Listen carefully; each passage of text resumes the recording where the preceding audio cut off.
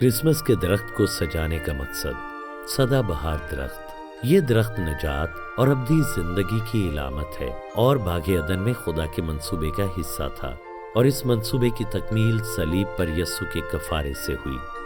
موم بتی اس بات کی علامت ہے کہ یسوع مسیح ہماری تاریک زندگیوں میں روشنی بن کر آیا اور ہماری شکستہ حالی کو منور کیا۔ گھنٹیاں، کاہنوں کے لباس پر آویزاں گھنٹیوں کی آواز اس بات کی علامت ہے کہ خدا ہمارے ساتھ ہے۔ بوز اس بات کی علامت ہے کہ وہ اطمینان اور اتحاد جو سمجھ سے باہر ہے وہ یسوع مسیح میں ہمیں میسر ہے۔ ستارہ خدا کے منصوبے کی سمت اور وقت کی نشاندہی کرتا ہے جو خدا ہماری زندگیوں میں رکھتا ہے۔